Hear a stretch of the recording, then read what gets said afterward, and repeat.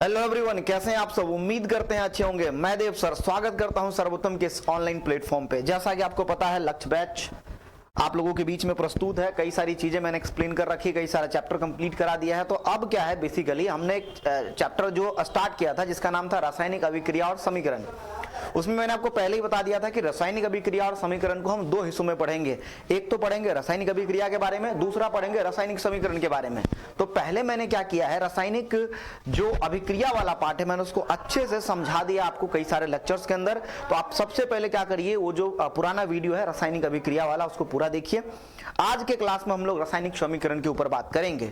और ऐसा नहीं कि हमारा लेक्चर एकदम बहुत छोटा होता है या फिर ये कह दीजिए कि बहुत शॉर्ट में चीजों को पढ़ाते, बिल्कुल नहीं। वो आपको पूरा डिटेल में फुल एक्सप्लेनेशन के साथ मिलेगा।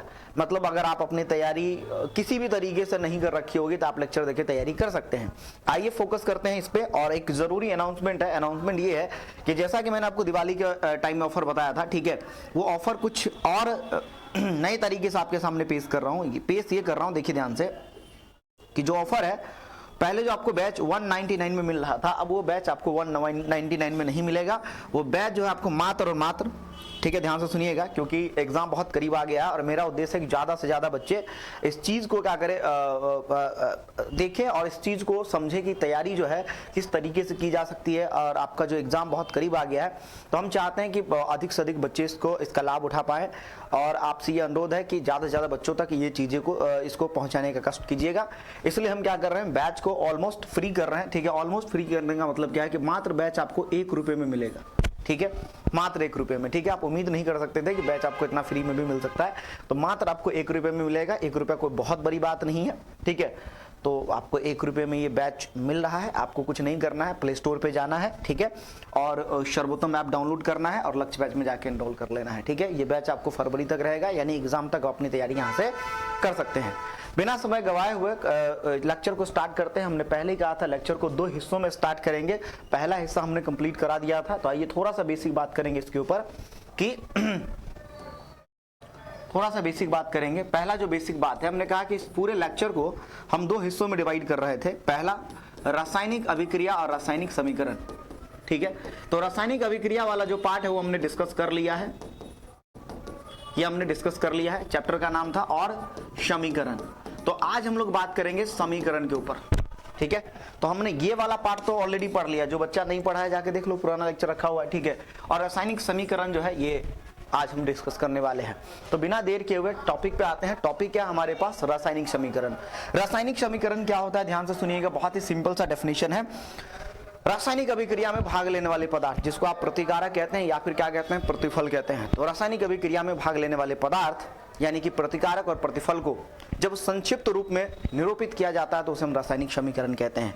तो रासायनिक अभिक्रिया में भाग लेने वाले पदार्थ जैसे कि प्रतिकारक और प्रतिफल, उनको जब संक्षिप्त रूप में क्या करेंगे, निरूपित करेंगे। कैसे निरूपित करेंगे, संकेत और सूत्रों की सहायता से। तो संकेत और सूत्रों की सहायता से जब उसको निरूपित किया जाता है उसी को हम कहते हैं रासायनिक समीकरण। आइए डेफिनेशन को देखते हैं। डेफिनेशन कह रहा है, रासायनिक अभिक्रिया में सम्मिलित पदार्थ यानी कि प्रतिकारक और प्रतिफल को संकेत और सूत्रों की सहायता से जो संक्षिप्त निरूपण किया जाता है उसी को क्या बोलते हैं, रासायनिक समीकरण कहते हैं।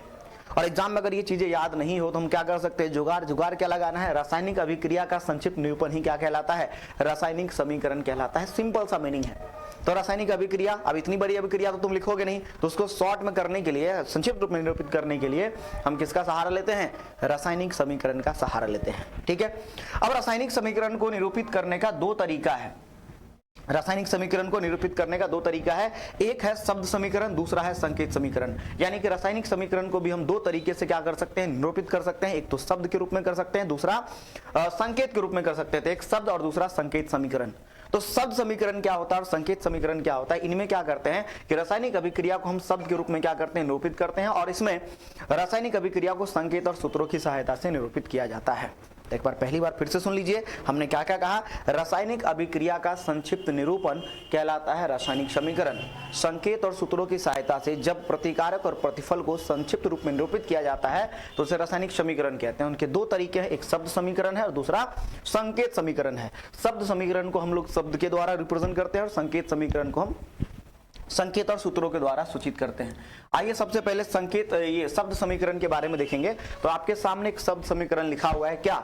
मैग्नीशियम ऑक्सीजन से अभिक्रिया करके मैग्नीशियम ऑक्साइड बना रहा है। तो हमने मैग्नीशियम शब्द का इस्तेमाल किया है, ऑक्सीजन शब्द का इस्तेमाल किया है और मैग्नीशियम ऑक्साइड शब्द का इस्तेमाल किया है। तो आप जानते हैं कि मैग्नीशियम ऑक्सीजन से अभिक्रिया करके मैग्नीशियम ऑक्साइड का निर्माण करता है। तो पूरे एक रासायनिक अभिक्रिया है कि जब मैग्नीशियम ऑक्सीजन से अभिक्रिया करता है तो मैग्नीशियम ऑक्साइड का निर्माण करता है। ये एक रासायनिक अभिक्रिया है। इसको शब्द के रूप में लिखने के लिए हम इस तरीके से क्या कर सकते हैं, लिख सकते हैं। जैसे जिंक है, ऑक्सीजन से अभिक्रिया करके जिंक ऑक्साइड बना रहा है। जितने भी धातु होते हैं आपको पता होगा वो ऑक्सीजन से अभिक्रिया करके धातु के ऑक्साइड का निर्माण करते हैं। तो हमने यहाँ शब्द का इस्तेमाल किया है। अब देखो शब्द समीकरण को लिखने का कुछ तरीका होता है कि तो किस तरीके से लिख सकते हैं। सबसे पहले शब्द समीकरण को लिखने के लिए प्रतिकारक के ये तीर के बाईं ओर, ठीक है ध्यान से सुनिएगा, शब्द समीकरण को कैसे लिखा जाता है। तीर चिन्ह के बाईं ओर प्रतिकारक को लिखते हैं और तीर चिन्ह के दाईं ओर किसको लिखते हैं, प्रतिफल को लिखते हैं। तो हमने पहले क्या कहा, तीर चिन्ह के बाईं ओर किसको लिखा जाता है, प्रतिकारक को। तीर चिन्ह के दाईं ओर किसको लिखते हैं, प्रतिफल को। पहला रूल ये था कि तीर चिन्ह के बाईं ओर प्रतिकारक, दूसरा रूल ये है तीर चिन्ह के दाईं ओर प्रतिफल को लिखते हैं। और तीसरा रूल ये है कि जब भी प्रतिकारक और प्रतिफल की संख्या एक से अधिक हो जाए तो बीच में क्या लगाते हैं, प्लस का सिंबल लगाते हैं। यानी कि ये प्लस सिंबल कब यूज किया जाता है, जब प्रतिकारक और प्रतिफल की संख्या एक से अधिक हो जाए। तो ये मैंने तीनों रूल बताया। अगला रूल क्या है कि जो प्रतिकारक और प्रतिफल है उसके बीच में हम लोग क्या करते हैं, तीर चिन्ह का इस्तेमाल करते हैं। और ये जो तीर चिन्ह है वो अभिक्रिया की दिशा को क्या करता है, बताता है। तो अभिक्रिया की दिशा को बताने के लिए हम क्या करते हैं, तीर चिन्ह का प्रयोग करते हैं। तो ये था रासायनिक शब्द समीकरण और उसको लिखने का तरीका। चलिए बस संकेत समीकरण को लिखने का तरीका क्या होगा, प्रतिकारक और प्रतिफल को शब्द के रूप में न लिखकर उसको संकेत और सूत्रों के रूप में लिख दिया जाएगा। बस इतना ही आपको याद रखना है। आइए इसमें देखते हैं। सबसे पहले हम बात कर रहे हैं संकेत समीकरण के बारे में। तो संकेत समीकरण क्या होता है, ध्यान से सुनिएगा। जब हम रासायनिक अभिक्रिया को संकेत और सूत्रों के रूप में लिखते हैं उसे संकेत समीकरण कहते हैं। अभिक्रिया क्या थी, जब मैग्नीशियम ऑक्सीजन से अभिक्रिया करता है तो मैग्नीशियम ऑक्साइड बनाता है। अब देखिए यहाँ हमने मैग्नीशियम का क्या लिखा, संकेत लिखा है, ऑक्सीजन का संकेत और सूत्र लिखा है, ठीक है। और यहाँ भी हमने मैग्नीशियम ऑक्साइड का क्या लिखा है, सूत्र लिखा है। तो जब हम संकेत और सूत्रों की सहायता से अभिक्रिया को व्यक्त करने लगे तो उसे हम क्या कहेंगे, संकेत समीकरण, ठीक है। और मुख्यतः हम संकेत समीकरण का ही इस्तेमाल ज्यादातर करते हैं, शब्द समीकरण का इस्तेमाल बहुत कम करते हैं। चलिए आइए देखिए, जैसे ये जिंक है और जिंक ने हाइड्रोक्लोरिक अम्ल के साथ अभिक्रिया किया, जिंक क्लोराइड बनाएगा और हाइड्रोजन गैस बनाएगा। आप जानते हैं कि जब भी कोई धातु अम्ल से अभिक्रिया करता है तो कौन सी गैस मुक्त करता है, हाइड्रोजन गैस। जितनी बातें कह रहा हूं ये सब बोर्ड के क्वेश्चंस हैं, ध्यान दीजिएगा। ये जिंक ने हाइड्रोजन को डिस्प्लेस कर दिया होगा, विस्थापित जानी दुश्मन है हाइड्रोजन का। ये अम्ल है, अम्ल में मौजूद हाइड्रोजन का जानी दुश्मन है। हाइड्रोजन बाहर निकला और जब भी हाइड्रोजन बाहर निकलेगा H2 के फॉर्म में निकलेगा, क्योंकि हाइड्रोजन अकेला सर्वाइव नहीं करता है। तो हाइड्रोजन गैस निकला, ठीक है। और यहाँ से जिंक क्लोरीन बना है। जिंक क्लोराइड बनने का तरीका क्या होता है, ये जिंक है, ये क्लोरीन है, इसकी वैलेंसी +2 होती है, इसकी -1 होती है। क्रॉस मल्टीप्लाई करेंगे तो ये बनेगा ZnCl2 इस तरीके से। अब आपको मैंने क्या सिखाया, आपको मैंने सिखाया भाई रासायनिक समीकरण क्या होता है। जब प्रतिकारक और प्रतिफल को संकेत और सूत्रों की सहायता से संक्षिप्त रूप में लिखा जाता है तो उसे रासायनिक समीकरण कहते हैं। रासायनिक समीकरण को लिखने का दो तरीका है, एक है शब्द समीकरण, दूसरा है संकेत समीकरण। शब्द समीकरण में शब्द का इस्तेमाल करते हैं और उसको लिखने के कुछ जो नियम मैंने अभी बताया था आपको कि तीर चिन्ह के बाईं ओर प्रतिकारक और तीर चिन्ह के दाईं ओर प्रतिफल को लिखा जाता है। अगली बात, प्रतिकारक और प्रतिफल की संख्या अगर एक से अधिक हो तो प्लस का यूज करते हैं और जो तीर चिन्ह है प्रतिकारक और प्रतिफल के बीच में इस्तेमाल किया जाता है और जो अभिक्रिया की दिशा को बताता है। फिर हमने कहा संकेत समीकरण। संकेत समीकरण क्या है बाबू, संकेत और सूत्रों की सहायता से जब रासायनिक अभिक्रिया को संक्षिप्त रूप में निरूपित किया जाता है उसी को हम कहते हैं संकेत समीकरण। यहाँ देख लीजिए, यहाँ हमने संकेत यूज किया है मैग्नीशियम का, यहाँ ऑक्सीजन का हमने सूत्र यूज किया है। तो इसमें संकेत और सूत्र दोनों का इस्तेमाल किया जाता है। और फिर हम अभिक्रिया को क्या करते हैं, निरूपित करते हैं। बड़ी अभिक्रिया ना लिखकर कि जब मैग्नीशियम की अभिक्रिया ऑक्सीजन से होगी तो मैग्नीशियम ऑक्साइड बनेगा, इतना बड़ा स्टेटमेंट या इतना बड़ा वाक्य ना लिखकर हम सीधा सीधा मैग्नीशियम ऑक्सीजन का संकेत और सूत्र लिख के क्या करते हैं, समीकरण को या अभिक्रिया को सूचित कर देते हैं। इसी को कहते हैं रासायनिक समीकरण। अब देखिए रासायनिक समीकरण कितने प्रकार के होते हैं, दो प्रकार के होते हैं। तो रासायनिक समीकरण कितने प्रकार के होते हैं, दो प्रकार के। एक होता है असंतुलित, दूसरा होता है संतुलित। तो देखिए असंतुलित किसको बोलेंगे और संतुलित किसको बोलेंगे। देखिए प्रतिकारक और प्रतिफल दोनों तरफ परमाणुओं की संख्या अगर बराबर हो तो बोलेंगे संतुलित, और अगर प्रतिकारक और प्रतिफल के परमाणुओं की संख्या बराबर नहीं हो तो उसे बोलेंगे असंतुलित। सिंपल सा डेफिनेशन है। आपके एग्जाम में अगर आता है कि संतुलित रासायनिक समीकरण क्या होता है और असंतुलित रासायनिक समीकरण क्या होता है, अच्छा यहाँ दिया नहीं होगा कि संकेत बोलेगा कि शब्द बोलेगा। आप इतना समझ लीजिए कि वो समीकरण बोल रहा है तो आपको संकेत समीकरण ही समझना है। चलिए आइए, तो रासायनिक समीकरण दो प्रकार के हो गए, असंतुलित और संतुलित। असंतुलित यानी कि जिनमें प्रतिकारक और प्रतिफल के परमाणुओं की संख्या बराबर नहीं है। जैसे देखिए यहाँ हाइड्रोजन 2 है, ऑक्सीजन भी 2 है, यहाँ हाइड्रोजन 2 है लेकिन ऑक्सीजन 1 है। अगर कुछ नहीं लिखा है तो बाबू एक तो होता ही है। अगर मान लीजिए मैं आपसे पूछे कि कितना लड्डू है तो आप क्या कहेंगे? एगो। क्या कहेंगे? एगो, है ना, सिंपल सी बात है। यहाँ कितना ऑक्सीजन है बाबू? एक ऑक्सीजन है। आंखों से दिखता है केमिस्ट्री में, सारी चीजें झील से गहरी आंखों से, काली काली नैनन से दिखता है मेरे भाई। तो हमने क्या कहा भैया, ऐसा है कि दोनों तरफ परमाणुओं की संख्या बराबर नहीं है। यहाँ ऑक्सीजन 2 है, यहाँ ऑक्सीजन 1 है। सर आपको कैसे पता? भाई दिख रहा हमें इन आंखों से, है ना। तो ये बाबू संतुलित समीकरण नहीं कहलाएगा, ये असंतुलित कहलाएगा। जरा यहाँ चेक करो कि यहाँ हाइड्रोजन देखो 2 दूनी 4, यहाँ भी 2 दूनी 4, यहाँ 2 ऑक्सीजन है, यहाँ भी 2 ऑक्सीजन है, 2 1 जा 2। इस तरीके से हम कह सकते हैं दोनों तरफ ऑक्सीजन के परमाणु की संख्या, हाइड्रोजन के परमाणु की संख्या, यानी कि प्रतिकारक। ये देखिए रासायनिक अभिक्रिया में भाग लिया तो इसे क्या कहेंगे? प्रतिकारक। इसको क्या कहेंगे? प्रतिफल। तो प्रतिकारक और प्रतिफल दोनों तरफ परमाणुओं की संख्या बराबर है तो इसे कहेंगे संतुलित, और बराबर नहीं है तो क्या बोलेंगे? असंतुलित। कई बार बच्चे ये भी कंफ्यूज होते हैं कि ऐसे भी एग्जाम पर कई बार किताबों में ऐसे भी लिख दिया जाता है और कई बार किताबों में ऐसे भी लिख दिया जाता है। तो लिखने के लिए दोनों लिखा जा सकता है, लेकिन जब भी आप रिएक्शन को लिखें, जब भी आप अभिक्रिया को लिखें या समीकरण को लिखें तो संतुलित करके ही लिखें, ठीक है। क्योंकि एक शुरुआत के दौर में मैंने आपको लेक्चर के स्टार्टिंग में मैंने ये समझाया था कि रासायनिक समीकरण को संतुलित किया जाता है। इसके पीछे क्या कारण है? इसके पीछे कारण है कि रासायनिक समीकरण या कोई भी रासायनिक अभिक्रिया, चाहे वो भौतिक हो चाहे वो रासायनिक हो, वो पदार्थ के अनश्वरता के नियम का पालन करता है, जिसके कारण ना तो पदार्थ की उत्पत्ति होती ना ही विनाश होता है। इसलिए हम रासायनिक समीकरण को संतुलित करने का काम करते हैं। अब वही बात यहाँ जो एक मेन टॉपिक बन के आती है कि रासायनिक समीकरण को संतुलित करने का तरीका क्या है, किस तरीके से संतुलित करते हैं। अभी जो मैंने आपको तरीका बताया था वो हीट एंड ट्रायल तरीका था, यानी कि अनुमानिक विधि था। अनुमान लगा के हम क्या कर रहे थे? परमाणु की संख्या बराबर कर रहे थे। लेकिन हमारे पास दो तरीका है संतुलित करने का। तो रासायनिक समीकरण को संतुलित करने का दो तरीका, पहला है अनुमान द्वारा संतुलित और दूसरा है आंशिक विधि, पार्शियल मेथड। वो हमें नहीं पढ़ना है, लेकिन हम अनुमान के द्वारा क्या कर सकते हैं? रासायनिक समीकरण को संतुलित कर सकते हैं।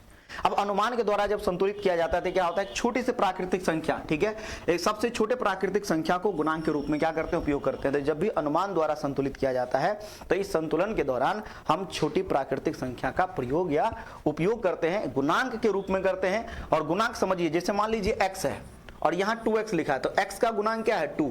तो जो गुणा में होगा ना उसी को गुणांक कह देंगे, ठीक है। जैसे मान लीजिए x² है, तो x² का गुणांक क्या है बाबू? कुछ नहीं तो 1 है, ठीक है। या 5x² लिखा है तो x² का गुणांक क्या है? 5। तो गुणांक के रूप में क्या करते हैं हम लोग? आगे लिखेंगे गुणांक के रूप में एक प्राकृतिक, सबसे छोटी प्राकृतिक संख्या से शुरू करते हैं संतुलित करना।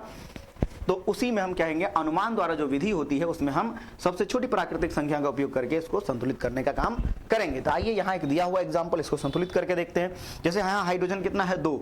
अब जब भी अगर आप देखें कि संतुलित कैसे करना है तो मैं आपको एक हिंट देता हूं कि जहां भी बड़ा फार्मूला दिख जाए वहीं से संतुलित करना क्या कर देना है? शुरू कर देना है। इन दोनों में दोनों लगभग बराबर ही है, तो बड़ा छोटा का कोई केस नहीं है, तो आप कहीं से भी शुरू कर सकते हैं। इसको इससे भी शुरू कर सकते हैं, इससे भी शुरू कर सकते हैं। हाइड्रोजन यहाँ 2 है, यहाँ 1 है, तो हम क्या करेंगे? 2 से गुना कर दिए। तो हमने क्या कहा? एक छोटी प्राकृतिक संख्या यानी कि 2 क्या? एक छोटी प्राकृतिक संख्या, और इसको हमने गुणांक के रूप में क्या किया? इस्तेमाल किया है। तो गुणांक के रूप में क्या किया? एक छोटी प्राकृतिक संख्या। 1 से करेंगे तो कोई फर्क पड़ेगा नहीं, एक भी हम 2 से कर रहे हैं, ठीक है। 1 से करेंगे रिजल्ट सेम रहेगा, 2 से। तो सबसे छोटी प्राकृतिक संख्या, 3 से क्यों नहीं कर रहे भाई? पहली बात मैंने क्या कहा? सबसे छोटी प्राकृतिक संख्या से गुना करेंगे और फिर बैलेंस करने की कोशिश करेंगे। हाइड्रोजन भी 2 हो गया, क्लोरीन भी 2 हो गया। इधर देखिए हाइड्रोजन 2, क्लोरीन 2, दोनों तरफ परमाणु की संख्या बराबर है। इट मीन्स ये क्या है बाबू? संतुलित है। तो अनुमानिक विधि का प्रयोग कुछ इसी तरीके से किया जाता है। लेकिन अगला सवाल हमारा ये है कि क्या आपको इस तरीके से बैलेंस करने पे 2 नंबर मिलेगा? अगर आप इस तरीके से जो बैलेंस कर दिए इससे 2 नंबर मिल जाएगा आपको? नहीं मिलेगा। आपको इस तरीके से बैलेंस करने से 2 नंबर तो नहीं मिलेगा। कई बार नंबर एग्जाम में कट जाते हैं। तो जब तुम्हारा नंबर कटता है तो तुम आके कहते हो कि सर हमने तो सारा लिखा था लेकिन हमारा नंबर कट गया। तो भाई नंबर कट गया तो इसके पीछे समझ रहे रीजन, आपने सही तरीके से कॉपी में नहीं लिखा है। सही तरीका क्या है वो हम आपको बताएंगे। किसी किताब में जैसे देखिए रेफरेंस बुक पढ़िएगा तो आपको मिल जाएगा, लेकिन एनसीईआरटी में नहीं मिलेगा आपको, यानी कि बीटीबीसी में नहीं मिलेगा, भारतीय भवन की किताब में नहीं मिलेगा। तो देखिए सबसे पहले जो मैं आपको तरीका बताऊंगा वो तरीका बहुत यूनिक तरीका है। शायद आप पहली बार देख भी रहे होंगे। तो ये जो यूनिक तरीका है, तो ये यूनिक तरीका आपको क्या करना है, अप्लाई करना है। इसी यूनिक तरीके से आपको 2 नंबर मिलेंगे। सबसे पहले क्या किया जाता है, रासायनिक समीकरण को या अनुमानिक विधि के द्वारा जब आप संतुलित करते हैं तो सबसे पहले क्या लिखा जाता है, शब्द समीकरण। आप कहिएगा सर हम शब्द समीकरण क्यों लिखेंगे, ये प्रोसेस है, स्टेप है, चरण है, इनका पालन करना आवश्यक है, ठीक है। तो आपको ये करना है। तो पहले आपको शब्द समीकरण लिखना है, फिर संकेत समीकरण लिखना है। 2 स्टेप को समझ गए, शब्द समीकरण, फिर उसका संकेत समीकरण लिखना है। कैसे, उसका संकेत लिख दीजिए, सूत्र लिख दीजिए, ठीक है। उसके बाद जितने भी सूत्र आपको मिलेंगे उसको क्या करना है, बॉक्स में बंद कर देना है। आपको क्या सर ये कैसे करना है, वो हम आगे सिखाएंगे, आपको बॉक्स में बंद करना है, ठीक है। उसके बाद क्या करना है, चौथे स्टेप में जितने भी तत्व हैं सभी के परमाणु की क्या करनी है, गिनती करनी है। यानी कि दोनों तरफ, यानी कि LHS यानी कि प्रतिकारक और RHS यानी कि प्रतिफल, दोनों तरफ क्या करना है, आपको परमाणुओं की संख्या की गिनती कर लेनी है। गिनती करने के बाद अब आपको क्या करना है, ये 4 स्टेप तो हो गया लिखने का, कॉमन हो गया ये 4 स्टेप। पहले आपको जितने भी कोई भी अगर संतुलित करने के लिए दिया जाए 2 नंबर में आता है, तो सबसे पहले शब्द लिखना है, फिर संकेत लिखना है, फिर क्या करना है, संकेत और सूत्र जितने भी उनको क्या कर देना है, बॉक्स के अंदर बंद कर देना है, ठीक है। उसके बाद तत्वों के परमाणुओं की संख्या गिनती कर लेनी है। और 5वां स्टेप बहुत इंपॉर्टेंट स्टेप है जो मैंने आपको पहले ही बता दिया है कि संतुलित बड़े फार्मूले से शुरू करेंगे।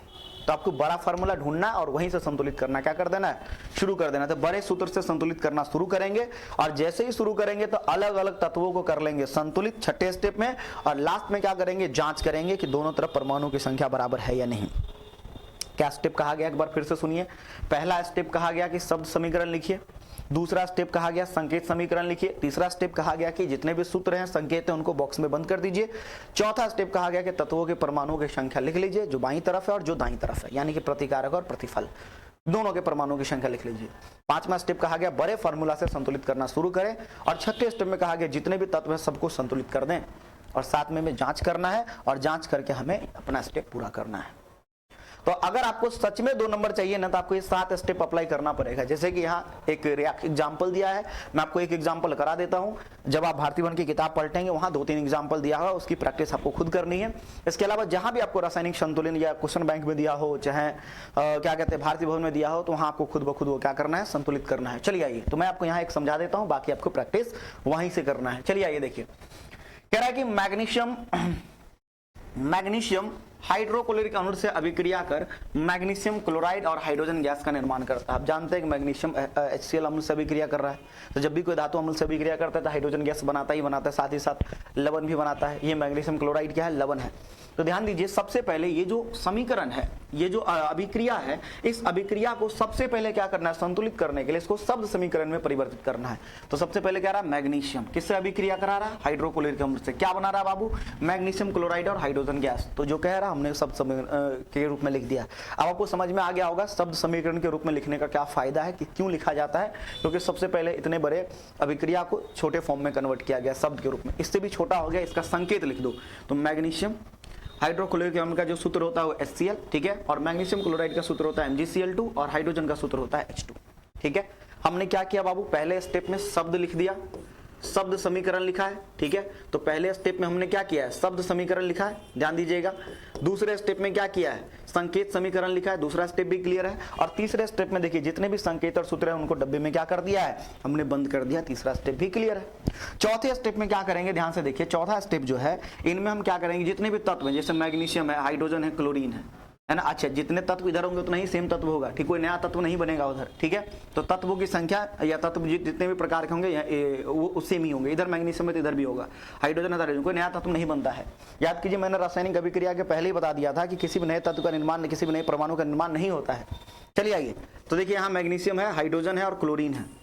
तो ध्यान से देखिएगा, यहाँ मैग्नीशियम है, हाइड्रोजन और क्या है, क्लोरीन है। अब अगर इधर देखें तो मैग्नीशियम 1 है, हाइड्रोजन 1 है, क्लोरीन 1 है। प्रतिकारक की तरफ परमाणुओं की संख्या लिख ली गई है, प्रतिफल की तरफ मैग्नीशियम 1 है, क्लोरीन ये हाइड्रोजन 2 है, क्लोरीन भी क्या है, 2 है। तो हमने परमाणुओं की संख्या गिनती कर ली है। 4 स्टेप मैंने आपको समझाया था, चारों स्टेप क्लियर है। सबसे पहले क्या कहा गया था, शब्द समीकरण लिखिए, उसके बाद मैंने क्या बोला था, संकेत समीकरण लिखिए, उसके बाद मैंने क्या बोला था, बॉक्स में बंद कर दीजिए फॉर्मूला को या सूत्र को। उसके बाद मैंने चौथे स्टेप में कहा था परमाणुओं की संख्या गिनती कर लीजिए। अब क्या करना, हमें बैलेंसिंग स्टार्ट करना, संतुलित करना शुरू करना है। अब संतुलित करना जैसे शुरू करिएगा तो इन दोनों में बड़ा कौन है, HCl, तो आप HCl से शुरू कर सकते हैं। चलिए, तो हम HCl से क्या करेंगे, संतुलित करना शुरू करेंगे। अगला स्टेप अगर अगले स्लाइड पे है तो यहाँ से देखेंगे। आइए देखिए, तो यहां से हमें मिला कि HCl क्या है बाबू, बड़ा सूत्र है, और हम संतुलित करना कहां से शुरू करेंगे, HCl से। पकड़ में आ गई बात, कहां से संतुलित करना है, बड़े फार्मूले से संतुलित करना शुरू करना है।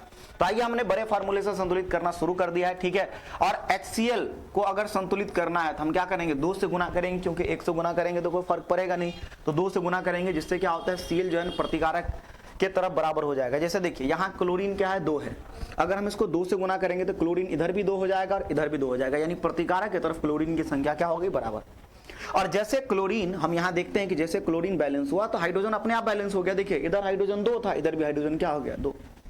तो जैसे क्लोरीन बैलेंस हुआ, हाइड्रोजन अपने आप क्या हो गया, बैलेंस हो गया। अगर मान लीजिए हाइड्रोजन बैलेंस नहीं होता तो फिर अगला स्टेप लेते हैं, और अगले स्टेप में कहते हैं कि बाबू 3 से या 2 से जो जिससे भी गुना करना करेंगे और हाइड्रोजन को बैलेंस करेंगे। लेकिन अगर हो गया तो हम स्टेप को यहीं खत्म कर देंगे, ठीक है। तो यहाँ हम देखते हैं कि हाइड्रोजन अपने आप संतुलित हो गया, ठीक है। इसके अलावा मैग्नीशियम पहले से संतुलित था, तो हम कह सकते हैं कि जांच करने पर हम पाते हैं कि समीकरण क्या है, संतुलित है। और लास्ट में आपको फाइनल ये जो है इस तरीके से समीकरण को क्या करना है, लिख देना है। ये हो गया आपका संतुलित का 7 स्टेप, ठीक है। ये आपका 7वां स्टेप था और 7वां स्टेप तक आपको जाना ही पड़ेगा, ठीक है।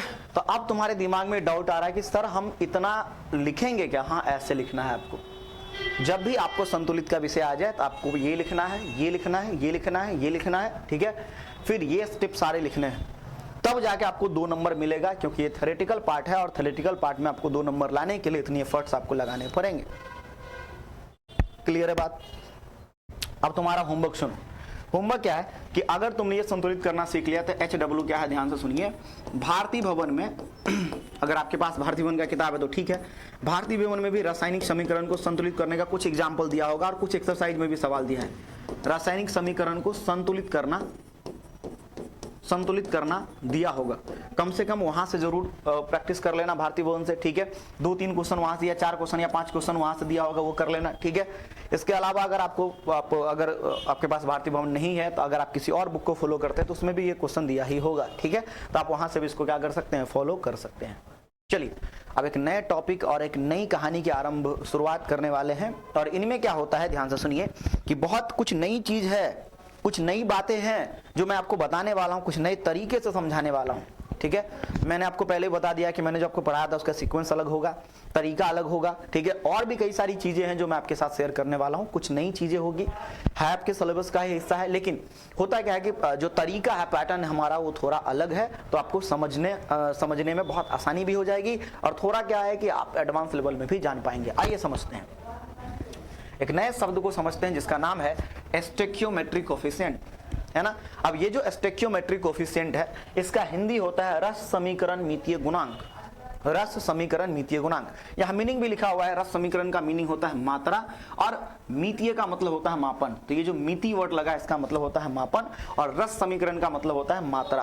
तो हम क्या करेंगे, रस समीकरण मितीय गुणांक की मदद से, गुणांक का मतलब होता है एक नंबर जो गुणा के रूप में देखने को मिलेगा, तो एक ऐसा नंबर जिनसे हमें यह पता चलेगा कि किसी पदार्थ में, ठीक है, या किसी भी रासायनिक अभिक्रिया में परमाणु की संख्या कितनी है, अणु की संख्या कितनी है, आयन कितना है, मोल कितना है, ठीक है। ये सारी बातें, ये आयतन कितना है, ये सारी बातें आपको पता चलेगी। तो ध्यान से सुनिए, हम कह रहे हैं रस समीकरण मितीय गुणांक, ये कैसा संख्या होता है, कैसा गुणांक होता है, कैसा नंबर होता है जो हमें पदार्थ की मात्रा के बारे में बताता है, अमाउंट ऑफ मटेरियल के बारे में बताता है। यानी किसी रासायनिक अभिक्रिया में कितना परमाणु भाग लिया है, कितना अणु भाग लिया है, कितना मोल परमाणु, कितना मोल क्या कहते हैं पदार्थ है, परमाणु पदार्थ का आयतन कितना है, तो ये सभी पदार्थों के मात्रा के बारे में आपको इन्फॉर्मेशन मिलेगा। कुछ एग्जांपल यहाँ दिया हुआ है, देखिए सबसे पहले कि रासायनिक समीकरण के लिए सबसे पहले क्या करना है, पहले स्टेप में रासायनिक समीकरण को क्या करना है, संतुलित करना है। तो ये जो स्टोइकियोमेट्रिक कोएफिशिएंट है वो संतुलित रासायनिक समीकरण के ऊपर ही अप्लाई होता है, ये नहीं कि और संतुलित पे अप्लाई कर देना, ठीक है। ये संतुलित पे अप्लाई होता है, तो समीकरण को कर लेना है संतुलित। सिंपल सी बात है, देखिए संतुलित समीकरण यहाँ लिखा हुआ है ऑलरेडी, ये जो 2 है, ये जो 2 हमने संतुलित करके लिखा, पहले से 2 नहीं लिखा हुआ था। हाइड्रोजन का सूत्र H2 होता है, ये सब आपको ऑलरेडी पता है। अगर आप यहाँ देखें तो ये गुणांक के रूप में क्या है, यहाँ 2 है, यहाँ इसका गुणांक नहीं दिया हुआ है तो कुछ नहीं दिया, तो गुणांक के रूप में क्या है 1 है, तो आप यहाँ 1 लिखिएगा। यहाँ गुणांक के रूप में क्या है 2 है। तो ये जितने भी है ना पदार्थ हैं, ये प्रतिकारक और प्रतिफल हैं, उसके गुणांक के रूप में जो संख्या लिखा है इसी को बोलते हैं रस समीकरण मितीय गुणांक। जैसे हाइड्रोजन के बगल में क्या लिखा है 2, ये हाइड्रोजन का स्टोइकियोमेट्रिक कोफिशिएंट है या रस समीकरण मितीय गुणांक है। ऑक्सीजन के बगल में एक लिखा है तो एक इसका गुणांक है। अगर किसी का गुणांक नहीं लिखा तो उसको एक ही कंसीडर करना है, एक ही मानना है, ठीक है। पानी है, पानी के बगल में 2 लिखा है तो भाई पानी का गुणांक कितना है, 2 है। तो ये आपका स्टोइकियोमेट्रिक कोफिशिएंट या रस समीकरण मितीय गुणांक इस तरीके से लिखा जाता है। कोई और एग्जांपल अगर कंसीडर करें तो क्या ये एग्जांपल यहाँ भी कुछ दिया गया तो देख लेते हैं, ध्यान दीजिएगा। मैग्नीशियम के बगल में क्या लिखा है, ये 2 गुणांक है। किसके बगल में कुछ नहीं लिखा है तो इसका गुणांक क्या हो जाएगा, 1। तो अगर इसके बगल में कुछ नहीं लिखा है तो इसका गुणांक हमें क्या मानना है, 1 मानना है, ठीक है। इसका गुणांक कितना मानना है, 2 मानना है। तो ये सबका स्टोइकियोमेट्रिक कोफिशिएंट या फिर हम बोल सकते हैं रस समीकरण मितीय गुणांक। मैग्नीशियम का 2, ऑक्सीजन का 1 और मैग्नीशियम ऑक्साइड का क्या हो गया, 2 हो गया। यहाँ देखिए इसका नहीं दिया है तो हम क्या कंसीडर करेंगे, 1 कंसीडर करेंगे, ठीक है। नहीं दिया तो हमें क्या मानना है, 1 मानना है ना। और इसे भी गुणांक रूप में 1 ही है। तो 1 हो गया, हाइड्रोजन का 3 हो गया, ठीक है। कलर मैंने अलग अलग दिखा दिया ताकि आप कंफ्यूज मत हो कि 3 2 में क्या अंतर है क्या नहीं है। यहाँ देखिए अमोनिया का 2 है, तो इस तरीके से सबका स्टोइकियोमेट्रिक कोफिशिएंट लिख सकते हैं, कोई बहुत बड़ी बात नहीं है, ठीक है। अगर आप सबका स्टोइकियोमेट्रिक कोफिशिएंट लिख पा रहे हैं तो बहुत अच्छी बात है। जैसे मैं एक एग्जांपल दे देता हूं, ठीक है। जैसे नाइट्रोजन है तो नाइट्रोजन अगर हाइड्रोजन से अभिक्रिया करता है तो आप सब जानते हैं कि अमोनिया बनता है, ठीक है। और नाइट्रोजन के बारे में मैंने कई बार शायरी भी कहा है कि हाइड्रोजन बेवफा है तो मत कहो बुरा उसको, कि जो हुआ सो हुआ, खुश रखे खुदा उसको, नजर ना आए तो तलाश में रहना, नजर ना आए तो तलाश में रहना, अगर कहीं मिल जाए तो पलट कर ना देखना उसको। आइए ध्यान दीजिए, नाइट्रोजन और हाइड्रोजन, ये अमोनिया। बैलेंस करने के लिए हमने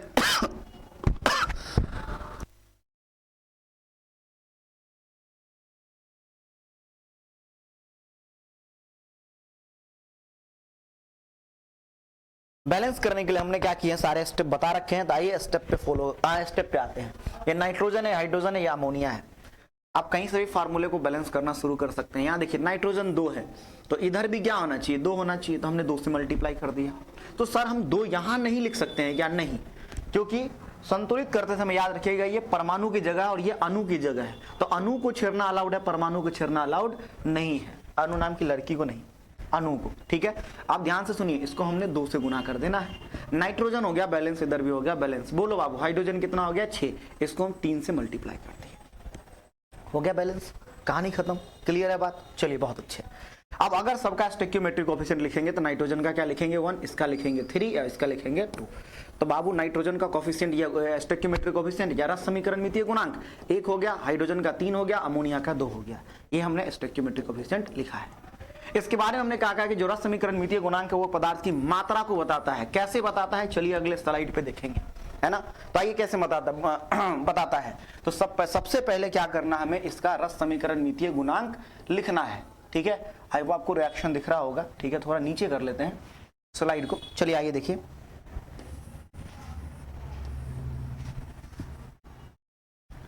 चलिए देखिए, तो इसका हम क्या करेंगे, सबसे पहले रस समीकरण मितीय गुणांक लिखेंगे। इसका गुणांक 1 है, इसका 3 है और इसका क्या है, 2 है। जिसका गुणांक नहीं दिया उसका 1 मानिए, क्या मानिए, 1, ठीक है।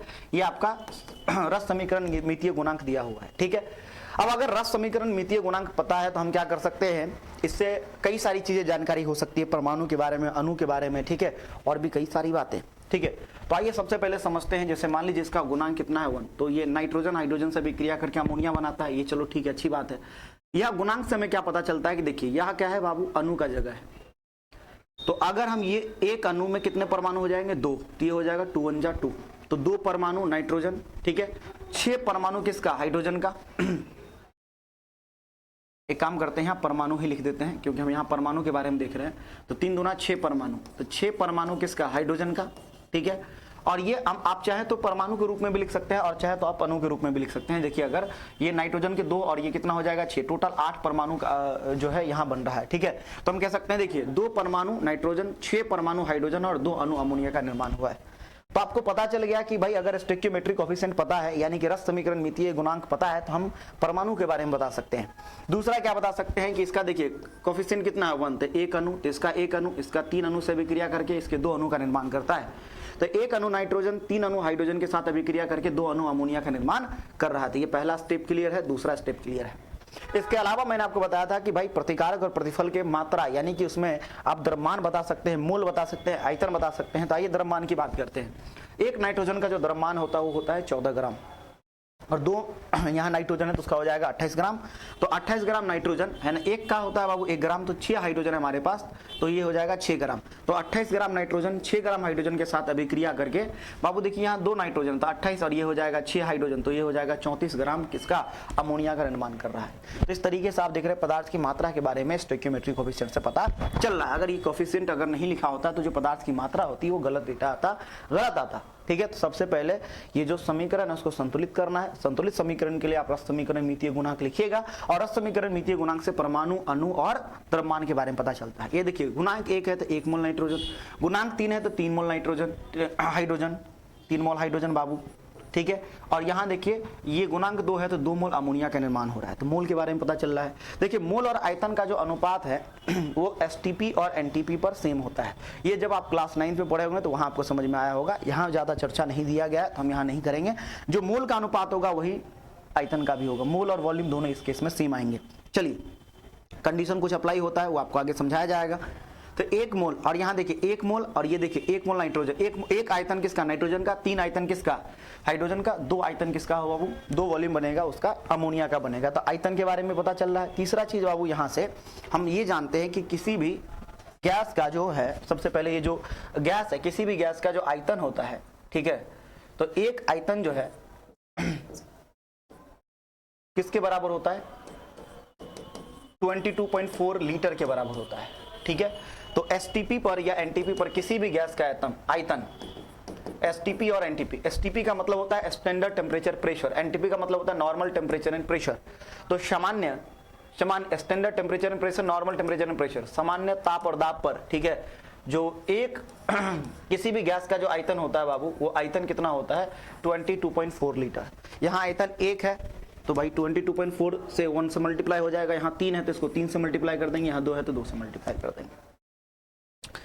मतलब यहाँ जो आपको ये पूरा डेटा लिखा हुआ था वो क्या बताता है, रस समीकरण मितीय गुणांक से उनका क्या कनेक्शन है। तो रस समीकरण मितीय गुणांक क्या करता है, पदार्थ की मात्रा बताता है, और किस तरीके से बताता है ये आपके सामने यहाँ लिखा हुआ है। परमाणु, अणु, आयतन, मोल, द्रव्यमान, ये सब इससे पता चल रहा है। ठीक है, या फिर एक चीज और हम लोग यहाँ कंसीडर कर सकते हैं, क्या, रासायनिक समीकरण से प्राप्त होने वाली सूचना। तो अभी जो आपको सूचना मिल रहा था, चाहे वो रस समीकरण मितीय गुणांक से मिल रहा हो या रासायनिक समीकरण को जब संतुलित करके लिखते हैं तब मिल रहा हो, दोनों बातें एक ही है। तो रासायनिक समीकरण से ऐसी कौन कौन सी सूचना है जो आपको प्राप्त होती है ना। जैसे टॉपिक में आपका ये जो क्या कहते हैं, रासायनिक समीकरण के दोष और उनका निराकरण। तो अभी आप ध्यान से सुनिए कि रासायनिक समीकरण का दोष और निराकरण ही पढ़ रहे हैं। तो आप जब भारतीय मन की किताब पढ़िएगा उसमें लिखा होगा रासायनिक समीकरण का दोष और निराकरण। अच्छा, दोष जो है ना उसको ऐसे टॉपिक में हम लोग समझ सकते हैं, इस तरीके से बना के समझ सकते हैं, रासायनिक समीकरण से क्या, रासायनिक समीकरण का दोष, दोष मतलब क्या, रासायनिक समीकरण से कौन कौन सी जानकारी नहीं मिलती है। निराकरण का मतलब क्या है कि हम रासायनिक समीकरण से कौन कौन सी जानकारी प्राप्त कर सकते हैं। तो यही 2 टॉपिक है जिससे रासायनिक समीकरण से कौन कौन सी जानकारी प्राप्त हो सकती है, यानी उसका निराकरण, और उनका दोष क्या क्या है, वो सारी बातें हम लोग आगे समझने वाले हैं। चलिए आइए फटाफट टॉपिक को आगे बढ़ाते हैं और समझने की कोशिश करते हैं रासायनिक समीकरण से प्राप्त होने वाली सूचना। रासायनिक समीकरण से पहले आपको प्रतिकारक और प्रतिफल के बारे में जानकारी मिलती है। अभी आपने क्या देखा कि यहाँ एक रासायनिक समीकरण लिखा हुआ था, ठीक है, इसमें प्रतिकारक कौन है, नाइट्रोजन, हाइड्रोजन, प्रतिफल कौन है, अमोनिया। तो आप रासायनिक समीकरण जब भी लिखेंगे तो प्रतिकारक के बारे में जानकारी मिलेगा, प्रतिफल के बारे में जानकारी मिलेगा, क्योंकि तीर चिन्ह के बाईं ओर लिखा है तो प्रतिकारक है, दाईं ओर लिखा है तो प्रतिफल है, देखकर बता सकते हैं। इसके अलावा प्रतिकारक और प्रतिफल के संकेत और सूत्रों की भी जानकारी हमें प्राप्त होती है। तो आप देख लीजिए जैसे हमने लिखा नाइट्रोजन और हाइड्रोजन से, देखिए तो नाइट्रोजन किसका सूत्र है, ये N2 किसका सूत्र है, नाइट्रोजन का, H2 किसका सूत्र है, हाइड्रोजन का, NH3 किसका सूत्र है, अमोनिया का। तो प्रतिकारक और प्रतिफल के सूत्रों की भी जानकारी हमें प्राप्त होती है। साथ ही साथ प्रतिकारक और प्रतिफल ये दोनों जो हैं, इनके परमाणुओं के बारे में जानकारी मिलती है, इनके अणुओं के बारे में जानकारी मिलती है। तो रासायनिक समीकरण से एक सूचना ये भी मिला कि हमें इसके परमाणु के बारे में पता चला कि भाई कितने परमाणु, 2 परमाणु, इसके 6 परमाणु, इसके 2 अणु, या इसके भी टोटल परमाणु जोड़िएगा तो 8 ही हो जाएगा। ठीक है, तो हमें परमाणु के बारे में पता चलता है, अणु के बारे में पता चलता है। ठीक है, तो परमाणु और अणुओं की जानकारी मिलती है। इसके अलावा प्रतिकारक और प्रतिफल के द्रव्यमान के बारे में पता चला, हमें मूल के बारे में पता चला, द्रव्यमान के बारे में पता चला और आयतन के बारे में पता चला। तो इस तरीके से हम कह सकते हैं कि रासायनिक समीकरण से कई सारी जानकारी प्राप्त होती है। प्रतिकारक और प्रतिफल की जानकारी होती है, उनके संकेत और सूत्रों की जानकारी होती है, ठीक है, उसके परमाणु और अणुओं की जानकारी होती है, उनके मोल, द्रव्यमान और आयतन की जानकारी होती है। तो इस तरीके से हम कह सकते हैं कि रासायनिक समीकरण से कई सारी जानकारियां हमें मिलती है। अब सवाल यह है कि रासायनिक समीकरण से ऐसी कौन सी जानकारी है जो हमें नहीं मिलती है, और उसको दूर करने के लिए उसका समाधान क्या है, निराकरण क्या है, वो समझने वाले हैं। तो रासायनिक समीकरण का पहला दोष देखिए जो आपके सामने यहां लिखा हुआ है, ठीक है। इसमें क्या होता है, जो प्रतिकारक और प्रतिफल होते हैं उनकी भौतिक अवस्था के बारे में जानकारी प्राप्त नहीं होती है, ठीक है। ये जो आपको यहाँ जो बोर्ड पे स्क्रीन पर नोट्स आपको दिख रहा है, ये शॉर्ट नोट्स है। अगर आपको डिटेल नोट्स चाहिए तो लेक्चर के शुरुआत में ही आपको कुछ ये नंबर दिया होगा, ठीक है, ये नंबर दिया होगा, आप इस पे इस नंबर पे क्या कर सकते हैं, मैसेज करके अपना नोट्स मंगवा सकते हैं, ठीक है, या फिर आपको ऐप पे भी मिल जाएगा, तो आप फटाफट प्ले स्टोर से क्या कर सकते हैं, डाउनलोड कर सकते हैं। चलिए आइए, तो यहाँ पे आते हैं, कहाँ गया हमारा दोष, और दोष पे आते हैं। तो पहला जो दोष है वो आपके सामने लिखा हुआ है कि प्रतिकारक और प्रतिफल के भौतिक अवस्था के बारे में पता नहीं चलता है। जैसे मान लीजिए यहाँ समीकरण लिखा है, देखिए सी को कार्बन ऑक्सीजन से रिएक्ट करके कार्बन डाइऑक्साइड का निर्माण कर रहा है, क्या यहाँ इसकी भौतिक अवस्था लिखी हुई है, नहीं। तो रासायनिक समीकरण का एक दोष ये है कि इनके भौतिक अवस्था के बारे में पता नहीं चलता है। इनका निराकरण क्या है, तो निराकरण ये है कि प्रतिकारक और प्रतिफल की भौतिक अवस्था को, है ना, संकेत और सूत्रों के आगे कोष्ठ में क्या करते हैं, लिख देते हैं। देखिए मान लीजिए अगर ठोस है तो ठोस के लिए क्या लिख देंगे, एस, द्रव है तो एल लिख देंगे, गैस है तो जी लिख देंगे, ठीक है, और जलीय विलयन है तो क्या लिख देंगे, ए क्यू। तो निराकरण क्या है कि प्रतिकारक और प्रतिफल की भौतिक अवस्था को क्या किया जाता है, संकेत और सूत्र के बगल में ब्रैकेट के फॉर्म में लिख दिया जाता है, कोष्ठ के रूप में लिख दिया जाता है, उसके आगे क्या कर देना, संकेत के आगे लिख देना है, सूत्र के आगे लिख देना है, और इस समस्या का निदान क्या कर लेना है, कर लेना है। आइए कैसे करेंगे समस्या का निदान, देखिए आगे, ठीक है, कैसे करेंगे देखिए। तो कैसे करेंगे आइए देख ही लेते हैं समझिए, देखिए कैसे निदान करेंगे, इसका निराकरण कैसे करेंगे। जैसे कार्बन है, एक मिनट मेरे भाई, कार्बन है, ऑक्सीजन से रिएक्ट करके क्या बना दिया, CO2।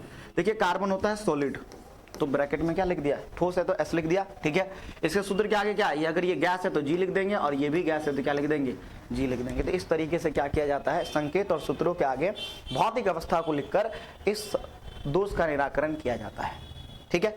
अब अगला सवाल क्या है, अगला दोष क्या है, देखिए अगला दोष है कि किसी भी रासायनिक अभिक्रिया में, ठीक है, उष्मा या ऊर्जा का उत्सर्जन हो रहा है या अवशोषण हो रहा है, ये हमें पता समीकरण से नहीं चलता है। तो रासायनिक समीकरण का एक दोष ये है कि अभिक्रिया के फलस्वरूप उष्मा या ऊर्जा का उत्सर्जन हो रहा है या अवशोषण हो रहा है। इट मीन्स कि उष्मा क्या है, अभिक्रिया क्या है, उष्मा क्षेपी है या उष्मा शोषी है। अगर ऊर्जा या उष्मा का उत्सर्जन होता है तो उष्मा क्षेपी अभिक्रिया कहलाती है, अवशोषण होता है तो उष्मा शोषी अभिक्रिया कहलाती है। तो हमें ये नहीं पता चलता है कि अभिक्रिया उष्मा शोषी है या उष्मा क्षेपी है। तो इस दोष का निराकरण कैसे करते हैं, जैसे कार्बन ऑक्सीजन से अभिक्रिया किया, पता चल रहा है कि उष्मा शोषी उष्मा क्षेपी है, हाइड्रोजन आयोडीन के साथ रिएक्ट करके हाइड्रोजन आयोडाइड का निर्माण कर रहा है, क्या यहाँ पता चल रहा है, नहीं। तो अगर नहीं पता चल रहा है तो इस दोष का निराकरण कैसे करते हैं, तो समीकरण के दाईं ओर, ठीक है, जैसे समीकरण लिखेंगे ना तो उसके दाईं ओर क्या करते हैं, उष्मा क्षेपी अभिक्रिया के लिए प्लस उष्मा लगा देना, और उष्मा शोषी के लिए क्या लगा देना, माइनस लगा देना। क्षेपी का मतलब होता है बाहर निकलना, शोषी का मतलब होता है ग्रहण करना। अगर उष्मा ग्रहण कर लिया तो वो माइनस का सिंबल लगा देंगे, और उष्मा अगर निकल रहा है तो प्लस का सिंबल लगा देंगे, ठीक है। तो निकलेगा तो प्लस, और अगर अवशोषित होगा तो माइनस का सिंबल लगा दिया जाता है। जैसे देखिए जब किसी कार्बन को यानी कि जलाते हैं तो उष्मा का निष्कासन होता है, उष्मा बाहर निकलती है, तो प्लस उष्मा लगा के हम ये बताना चाहते हैं कि अभिक्रिया क्या है, उष्मा क्षेपी है। तो ये जो समस्या था इसका निराकरण यही हो गया। अब यहाँ देखिए ध्यान से कि ये हाइड्रोजन आयोडीन है, तो हाइड्रोजन आयोडीन अभिक्रिया करके हाइड्रोजन आयोडाइड बना है। इसमें क्या है कि उष्मा देनी पड़ती है, यहाँ हीट देना पड़ता है। तो अगर उष्मा देना पड़ता है तो इसके लिए क्या करेंगे, माइनस का उष्मा दाईं तरफ क्या करेंगे, लिख देंगे, और ये अभिक्रिया क्या, उष्मा शोषी अभिक्रिया है। चलिए दो अभी तक हमने क्या किया, दोष पढ़ा है। पहला दोष में भौतिक अवस्था के बारे में जानकारी नहीं मिल रही थी, तो संकेत और सूत्र के आगे क्या लिख दिए, भौतिक अवस्था लिख दिए। दूसरा उष्मा क्षेपी और उष्मा शोषी अभिक्रिया के बारे में पता नहीं चल रहा था। उष्मा क्षेपी के लिए प्लस उष्मा दाईं तरफ लिखा गया, और माइनस उष्मा दाईं तरफ लिखा गया उष्मा शोषी के लिए। यही बात आगे देखिए, अगला जो दोष है, अभी तक दो दोष हमने पढ़ लिया है। अगला जो दोष है वो है रासायनिक अभिक्रिया के दशाओं के बारे में, किस कंडीशन में रासायनिक अभिक्रिया हो रही है उनके बारे में पता नहीं चलता है। यानी कि रासायनिक अभिक्रिया जो हो रही है किस टेम्परेचर पे हो रहा है, किस दाब पे हो रहा है, किस ताप पे हो रहा है, किस प्रेशर पे, किस टेम्परेचर पे हो रहा है, उसमें उत्प्रेरक कौन है और परावर्तक कौन है, इनके बारे में जानकारी नहीं मिलती है, ठीक है। तो इन सब के बारे में जो जानकारी है वो कैसे मिलेगी, है ना, तो इन सब के बारे में जानकारी नहीं मिलती। तो अभिक्रिया किस कंडीशन में हो रहा है, किस दशा में हो रहा है, इनके बारे में जानकारी हमें नहीं मिलती है।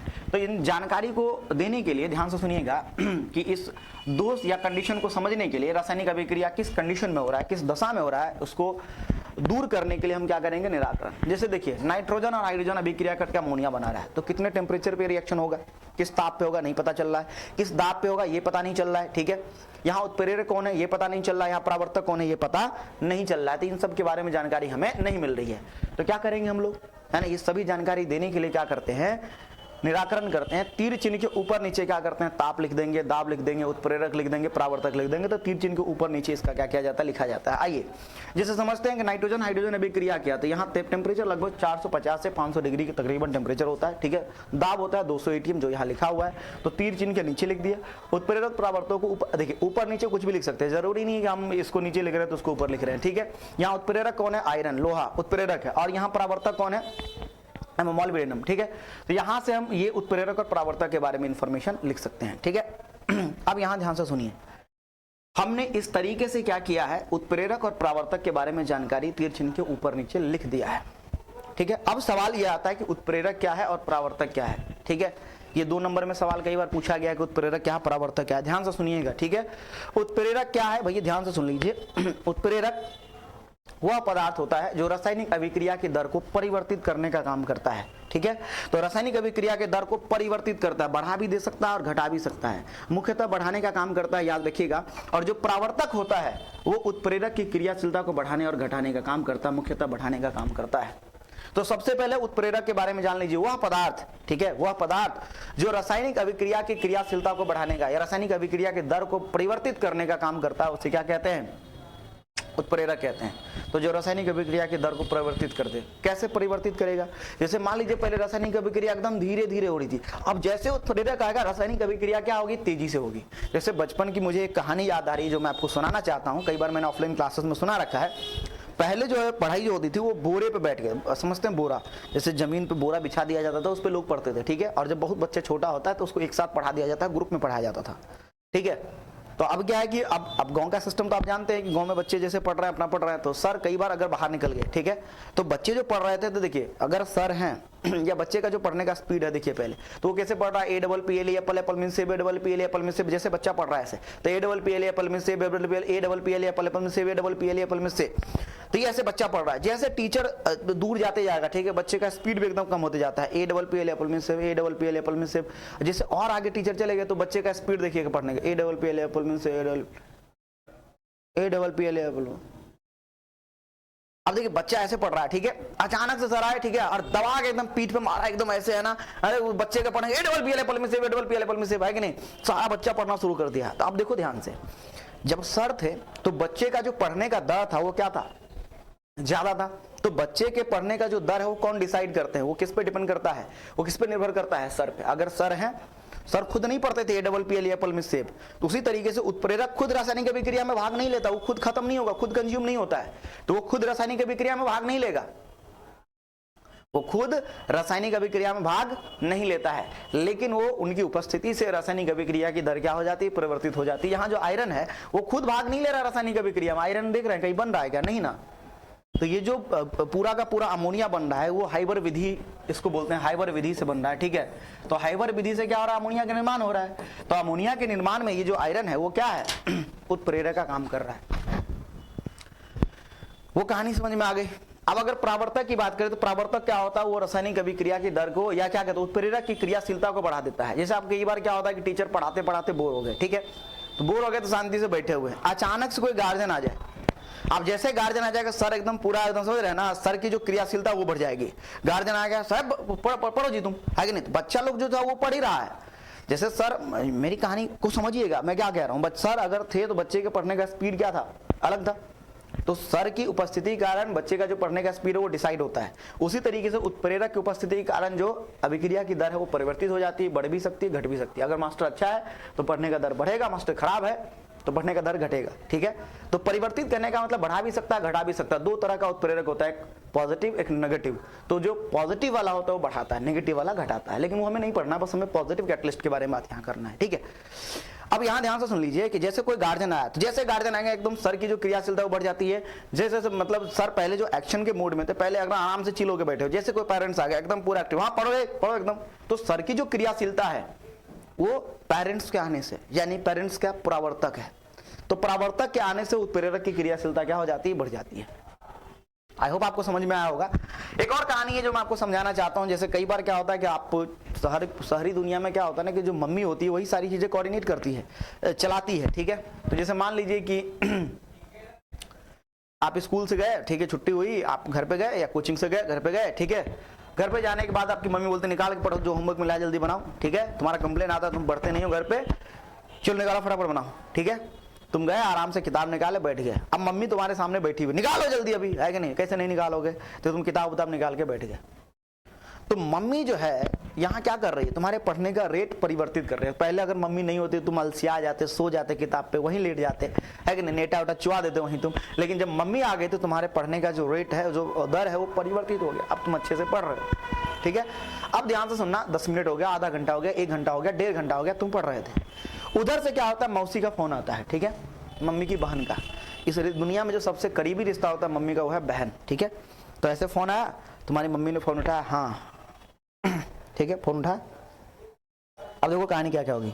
हाँ बहन, हाँ एक बात पता है तुमको, जो हमारे ई है ना वो साड़ी दिला है, कितने का दिला है, 5,000 का। 5,000 का, हमारे तो 8,000 का दिलाया है। अब दोनों में एकदम भयानक बातचीत हो रही है। अब तुम्हारा आधा ध्यान कहाँ, पढ़ाई पे, आधा ध्यान क्या, मम्मी के बात पे, ठीक है। अब समझ लेना, तुम्हारा आधा ध्यान पढ़ाई पे है और आधा दिन बीच में मम्मी पे पढ़ो दे। तुम पहले अलग टोन था, जैसे फोन आया वो कहानी अलग हो गई, ठीक है। इतने में क्या हुआ, डोरबेल बज गया, और जैसे डोरबेल बजा पता चल गया पापा आए। ए बहन रखो, हम बाद में बात करते हैं, ठीक है, वो आ गए हैं, ठीक है, रखो रखो, तुरंत एकदम रख दिए। उधर से पापा आए, ठीक है, पापा आए, मम्मी की क्रियाशीलता देखना, पहले आराम से बैठ के चिल होकर बात कर रही थी। जैसे पापा आए ना तो पापा क्या है, प्रावर्तक, मम्मी क्या है, उत्प्रेरक। तो जैसे पापा आए, पापा मीन्स प्रावर्तक, वो उत्प्रेरक की क्रियाशीलता को बढ़ा देंगे। और जैसे आए चाय लीजिएगा, अरे बाबू पढ़ो जल्दी, पापा आ गए, तुम जल्दी पढ़ो, है कि नहीं। तो अल्टीमेटली जो प्रावर्तक है वो भी क्या करता है, रासायनिक अभिक्रिया के दर को डिसाइड करता है, लेकिन वो डायरेक्टली नहीं करता है। परावर्तक यानी पापा मम्मी को कंट्रोल करता है, मम्मी तुमको कंट्रोल करता है, सिंपल सी बात है। तो परावर्तक उत्प्रेरक की क्रियाशीलता को निर्धारित करता है, और उत्प्रेरक जो है वो रासायनिक अभिक्रिया की दर को क्या करता है, निर्धारित करता है या नियंत्रित करता है, ठीक है। तो इस तरीके से उत्प्रेरक और परावर्तक की कहानी आप समझ सकते हैं। इसके बाद आगे आ जाइए, एक और दोष है जिसके बारे में यहाँ जानकारी मिलनी चाहिए आपको, ठीक है। अगला जो दोष है वो है कि रासायनिक अभिक्रिया का एक, रासायनिक समीकरण का एक दोष ये है कि अवक्षेप और गैस के निर्माण के बारे में पता नहीं चलता है। तो कैसे पता चलेगा अवक्षेप का निर्माण हुआ या फिर क्या कहते हैं गैस का निर्माण हुआ। तो इसके लिए क्या करते हैं, जब गैस का निर्माण होता है तो तीर चिन्ह ऊपर की तरफ लगाते हैं, और जब अवक्षेप का निर्माण होता है तो तीर चिन्ह क्या करते हैं, नीचे की तरफ लगाते हैं। जैसे इस केस में हाइड्रोजन गैस का निर्माण हो रहा है तो तीर चिन्ह ऊपर लगा दिए, और इस केस में क्या अवक्षेप का निर्माण हो रहा है तो तीर चिन्ह क्या कर दिए, नीचे की तरफ लगा दिए। तो एक दोष ये भी क्या हो गया, निदान हो गया। तो सबसे पहला दोष क्या था, भौतिक अवस्था के बारे में पता नहीं चल रहा था, तो ब्रैकेट में क्या लिख दिए, भौतिक अवस्था लिख दिए निराकरण में। दूसरा, ऊष्मा या ऊर्जा का पता नहीं चल रहा था, तो क्या किए, प्लस ऊष्मा या माइनस ऊष्मा दाईं तरफ लिख दिए। ऊष्मा छिपी के लिए प्लस लिखे थे, ऊष्मा शोषी के लिए माइनस लिखे थे। तीसरा, किस अवस्था में हो रहा था, तीर चिन्ह के ऊपर और नीचे लिख दिया अवस्था, ताप लिख दिया, दाब लिख दिए, उत्प्रेरक प्रावर्तक दोनों लिख दिए। चौथा क्या है बाबू, कि अवक्षेप या गैस के निर्माण के बारे में पता नहीं चलता था। तीर ऊपर जा रहा है तो वो गैस का निर्माण हो रहा है, नीचे आ रहा था क्या, अवक्षेप का निर्माण हो रहा है। पांचवा दोष देखिएगा ध्यान से, पांचवा दोष ये है कि अभिक्रिया जो है उत्क्रमणीय है या अनुत्क्रमणीय। पढ़ा चुका हूं उत्क्रमणीय अभिक्रिया क्या होता है, अनुत्क्रमणीय क्या होता है। अगर प्रतिकारक प्रतिफल में और प्रतिफल प्रतिकारक में परिवर्तित हो जाए तो उत्क्रमणीय। अगर प्रतिकारक प्रतिफल में परिवर्तित होता है और प्रतिफल पुनः प्रतिकारक में परिवर्तित नहीं होता है तो अनुत्क्रमणीय। इसके बारे में पता नहीं चलता है, ठीक है। तो समीकरण लिखिएगा तो इसके बारे में पता नहीं चलेगा। तो इसका क्या करते हैं, इस दोष के निराकरण के लिए तीर चिन्ह की जगह पर हम लोग क्या करते हैं, अर्ध तीर चिन्ह का प्रयोग करते हैं, ठीक है। तो अगर उत्क्रमणीय है तो अर्ध तीर चिन्ह का प्रयोग करेंगे, और अनुत्क्रमणीय है तो क्या करेंगे, तीर चिन्ह का प्रयोग करेंगे। तो अनुत्क्रमणीय के लिए तो सिंपल सी बात है, तीर लगा देते हैं, और उत्क्रमणीय के लिए क्या करते हैं, अर्ध तीर चिन्ह का प्रयोग करते हैं। तो देखिए ये दोनों अभिक्रिया क्या है, एक मिनट मेरे भाई, ये अनुत्क्रमणीय तो अर्ध तीर चिन्ह का प्रयोग करेंगे, और ये उत्क्रमणीय है तो उत्क्रमणीय तो अर्ध तीर चिन्ह का प्रयोग करेंगे, और ये अनुत्क्रमणीय है तो केवल और केवल तीर का प्रयोग किया जाता है। इस तरीके से हम दोष और निराकरण को समझ सकते हैं। चलिए आगे अगला जो दोष है उसमें क्या है कि रासायनिक अभिक्रिया के होने की संभावना। अब जैसे यहाँ क्या लग रहा है कि कॉपर हाइड्रोजन को विस्थापित करे, क्योंकि धातु है, अम्ल में मौजूद हाइड्रोजन को विस्थापित कर देता है और हाइड्रोजन गैस मुक्त हो जाएगी, लेकिन ऐसा है नहीं, क्योंकि जो क्रियाशीलता श्रेणी है उसमें हाइड्रोजन से नीचे आता है कॉपर। याद है केदारनाथ का मामू आलू जरा फीका पकाता है और कहे हाँ जी आरती अपने पति से, मैंने आपको पढ़ाया था ये। तो यहाँ देखिए कॉपर जो है ना वो कम अभिक्रियाशील हाइड्रोजन को विस्थापित नहीं कर पाएगा, तो यह अभिक्रिया नहीं होती, लेकिन लगता है कि हो जाएगा। तो अभिक्रिया होगा या नहीं होगा इसकी संभावना के बारे में संतुलन समीकरण से पता नहीं चलता है। तो रासायनिक समीकरण का एक दोष ये भी है कि अभिक्रिया के होने की संभावना के बारे में पता नहीं चलता और इसका कोई निराकरण अभी तक नहीं है। अगला दोष क्या है कि रासायनिक अभिक्रिया जो है वो किस वेग से, किस तेजी से हो रहा है, कितने गति से हो रहा है, ये हमें पता नहीं चलता और इस दोष का भी कोई निराकरण नहीं है। तो मैं आपको एक बार समराइज कर देता हूं। टॉपिक का नाम क्या था कि रासायनिक अभिक्रिया के दोष और निराकरण। दोष मतलब क्या, कौन कौन सी जानकारी प्राप्त नहीं होती है। निराकरण का मतलब क्या कि हम उसको कैसे ठीक कर सकते हैं। चलिए, तो पहली बात कि क्या क्या कौन कौन सी जानकारी नहीं मिलती है। तो पहली बात, भौतिक अवस्था के बारे में जानकारी नहीं मिलता है। तो बगल में क्या लिख दिए थे, भौतिक अवस्था, सूत्र और संकेत के आगे लिख दिए थे। इसके अलावा अभिक्रिया उष्माक्षेपी है या उष्माशोषी है, ये हमें पता नहीं चला था। उष्मा का उत्सर्जन हो रहा है या अवशोषण हो रहा है। उत्सर्जन होगा तो प्लस लगा देंगे, अवशोषण होगा तो माइनस लगा देंगे। ठीक है। तीसरा, अभिक्रिया किस दशा में हो रहा है। ठीक है, अभिक्रिया किस दशा में हो रहा है ये हमें पता नहीं चल रहा था। तीर जिनके ऊपर नीचे क्या करते हैं, दशाओं को लिख देते हैं, यानी ताप, दाब, उत्प्रेरक, परावर्तक को लिख देते हैं। चौथा हमने क्या बताया, देखिए ध्यान से, चौथा हमने यहाँ ये बताया था कि अभिक्रिया उत्क्रमणीय है या अनुत्क्रमणीय है, इसके बारे में पता नहीं चलता है। ठीक है। इसके बाद रासायनिक अभिक्रिया के होने की संभावना के बारे में पता नहीं चलता है, उसके वेग के बारे में पता नहीं चलता। तो ये सारी बातें मैंने जो आपको यहाँ समझाई है, ये रासायनिक समीकरण के बारे में यहाँ तक जो हमारा डिस्कशन है वो कंप्लीट होता है। अब इसमें क्या है कि देखिए, इस पूरे चैप्टर के अंदर एक चीज और बचता है, वो है पदार्थ। ठीक है, पदार्थ क्या है और उसका वर्गीकरण क्या है। तो पदार्थ, कुछ पदार्थ ऐसे होते हैं जो दहनशील होते हैं, कुछ पदार्थ ऐसे होते हैं जो दहनशील नहीं होते। तो दहन की क्रिया के आधार पर पदार्थ को दो वर्गों में बांटा गया है, एक दहनशील पदार्थ और दूसरा अदहनशील पदार्थ। तो अगले लेक्चर में हम उसी को डिस्कस करेंगे। उसमें एक छोटा सा टॉपिक और है, 15, 20, 25 मिनट का एक और लेक्चर है जिसमें हम इस चैप्टर को पूरी तरीके से कंप्लीट करेंगे। तब तक के लिए हमें अलविदा, हमें विदा कीजिए और ध्यान से सुन लीजिए, सर्वोत्तम के साथ बने रहिए और आप जितने भी लोग हैं इस बैच के साथ जुड़िए। आपका पूरा सिलेबस हम यहाँ कंप्लीट करा के देंगे। थैंक यू सो मच, मिलते हैं अगले वीडियो में।